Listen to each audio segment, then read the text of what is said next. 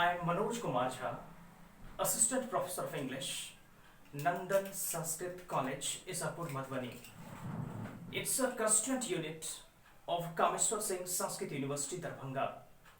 Today, I'm going to discuss about an important writer or poet, Alexander Pope, who is prescribed in Degree 1 syllabus of the university. Before we start to understand the lifespan or important works of Alexander Pope, it is quite important to bear in mind that without understanding the background of a writer, it's very difficult to understand the works created by them or him. Alexander Pope's lifespan stretches from 1688 to 1744. Pope was born in London. Through Wycherley, he became acquainted with Joseph Addison, Jonathan Swift, and Richard Steele, whose friendship he eagerly cultivated. Pope's earliest important work was his pastorals. These poems, written before he was 18, were published in 1709. In 1711, appeared an essay on criticism written in heroic couplets. Heroic couplets mean 2 lines of poetry rhyming and containing 10 syllables and 5 stresses. In 1712, the first version of The Rape of the Lock was published. It is one of the most brilliant poems published in English language. The poem is in the mock heroic strain. In 1714, the poet added the machinery of the sylphs to the original version. In 1713, when The Forest was written, another pastoral poem written in heroic couplets. Actually, Pope got wide popularity because of his translation. He translated one of the great poets of the world, Homer. Homer is the legendary author of the Iliad and the Odyssey, 2 epic poems that are central works of ancient Greek literature.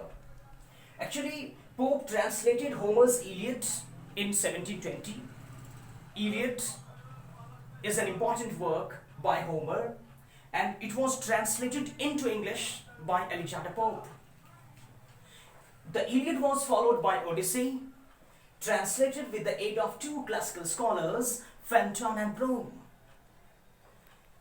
Pope's The Dunciad appeared anonymously in 1728, and again in 1742, Mortal John Dryden's Macflacknell. Between 1731 and 1735, he published a series of philosophical poems, most famous of all, An Essay on Man.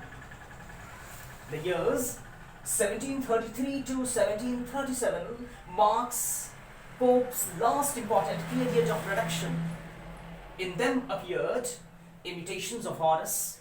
Horace was also a great poet, and his famous prologue to the Satires, better known by its other title, Epistle to Dr. Arbuthnot. These are some of the important facts related to the life of Alexander Pope. We must try our best to keep in mind these important facts relating to the great poet, because these facts would definitely help us to understand the poet in a great sense or in a great manner. Actually, in the forthcoming lecture, we are going to discuss the poem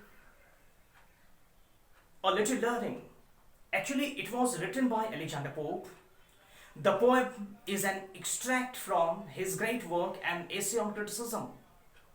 So, for making the background of that analysis that we are going to complete in my forthcoming lecture, for that purpose, we should bear in mind these facts of Alexander Pope. That's all for the day. Thank you.